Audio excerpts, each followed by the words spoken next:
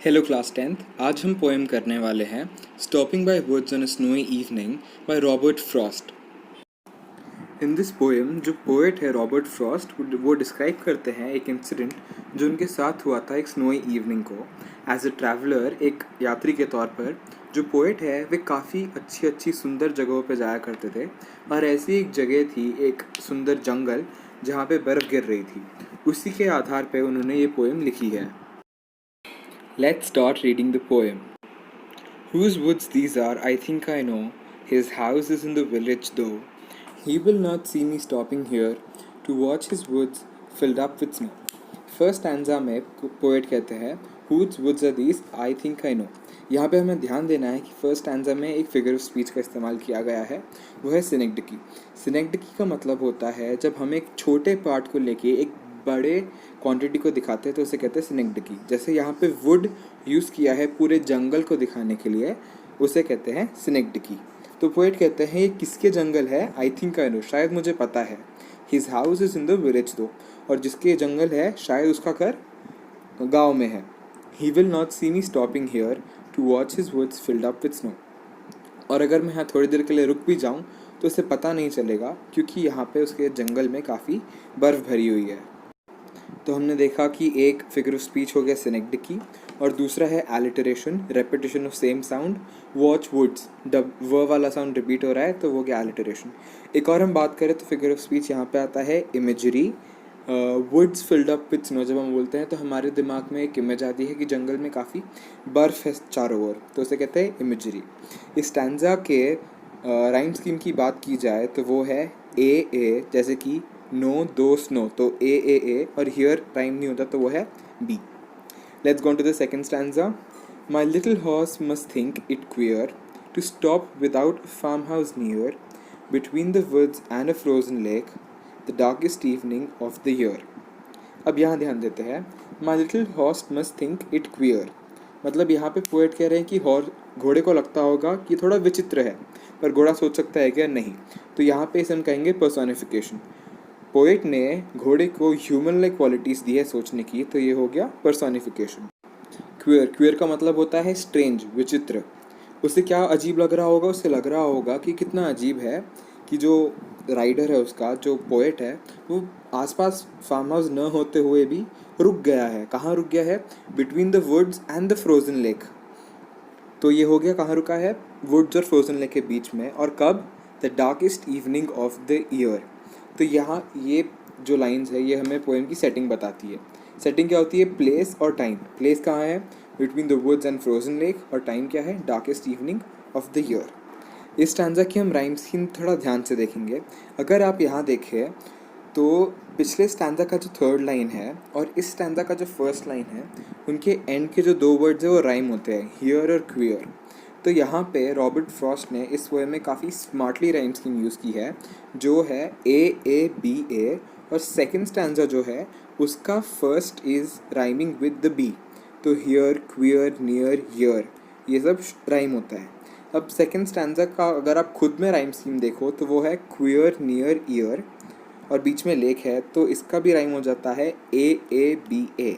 But अगर आप पूरी पोएम का स्टार्टिंग से लेकर अब तक राइम स्कीम देखोगे तो वो हो जाएगा ए, बी, सी, बी। अब आगे देखते हैं क्या होता है। He gives his harness bells a shake to ask if there is some mistake. The only other sounds the sweep of easy wind and downy flake. इस स्टैंजा में काफ़ी सारा साउंड वर्ड्स आया है। तो पहला है हार्नेस बेल्स अ shake, तो जो घोड़ा है ही यहाँ पे यूज़ हुआ है घोड़े के लिए। घोड़ा क्या करता है, अपनी हार्नेस बेल्स को शेक देता है। हार्नेस मतलब घोड़े के ऊपर जो सीट होती है जिस पे इंसान बैठते हैं उसे कहते हैं हार्नेस।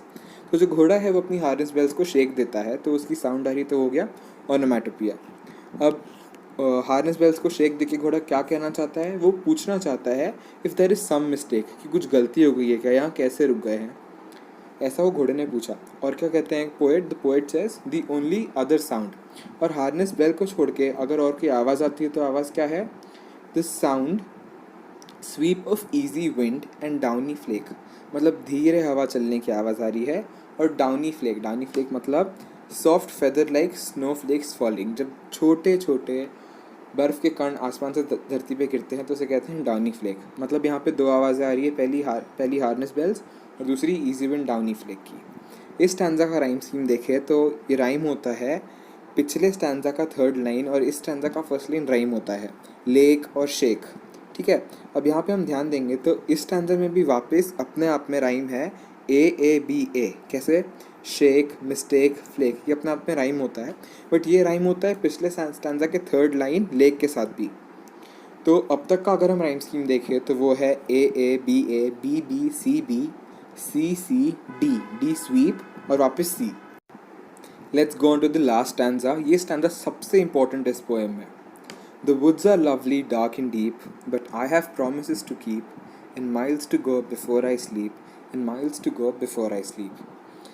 पूरी पोएम में ये स्टैंजा जो है वो पोएम को एक जंगल के डिस्क्रिप्शन से हटा के एक मेटाफोरिकल सा एक लुक दे देती है। अब यहाँ पे पोएट क्या कह रहे हैं, the woods are lovely dark and deep.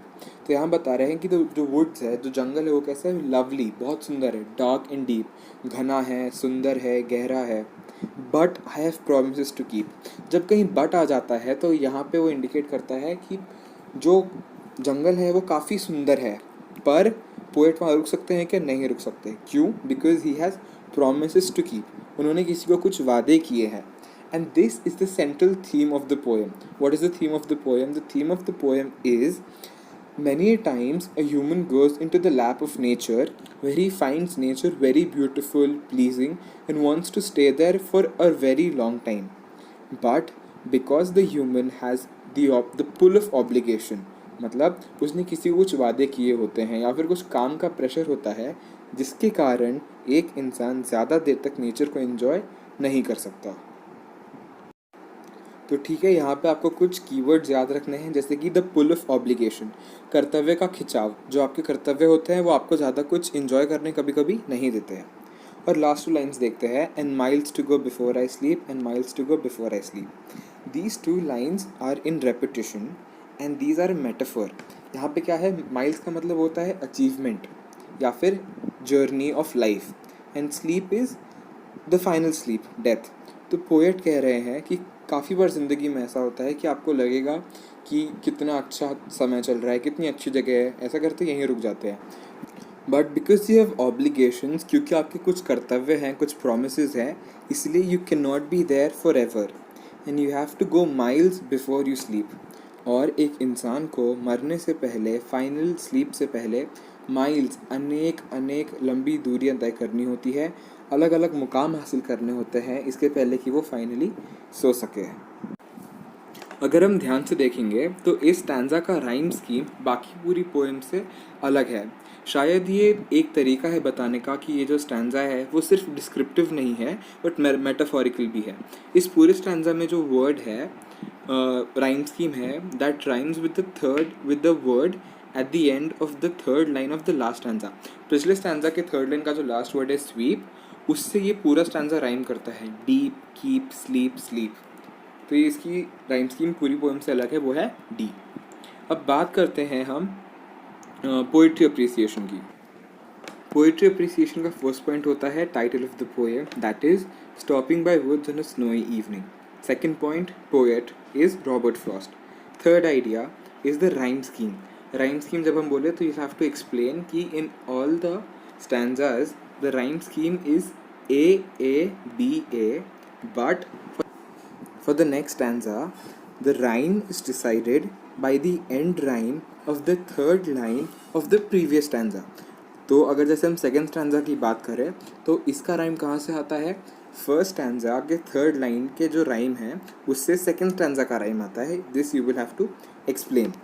And also that in the last stanza, the whole stanza has the same rhyme, that is D, if you are to say, which rhymes with sweep, that is in the third line of the third stanza.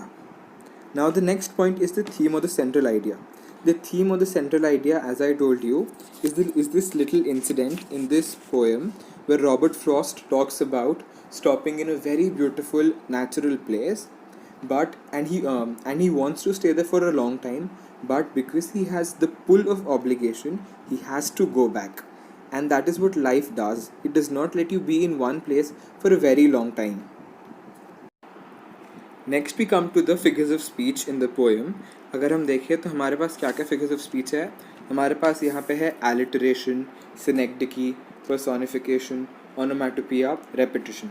Examples दिए तो अच्छा है, देने चाहिए, वैसे नहीं देंगे तो मार्क्स तो नहीं कटेंगे.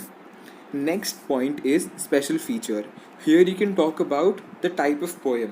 What type of poem is this? It is a very appealing, metaphorical, natural poem. The language used is very lucid and simple. मतलब साधारण सी भाषा है, ज़्यादा difficult नहीं है. We can talk about the tone of the poem. The tone of the poem is very happy and pleasing and brings a lot of imagery to our mind. And you can also talk about the implied meaning of how a person has to go beyond the natural sides in the life. I'm sorry I forgot to mention earlier, but you also have to mention your favorite lines. So you can mention any of the line that you find that is most appealing to you.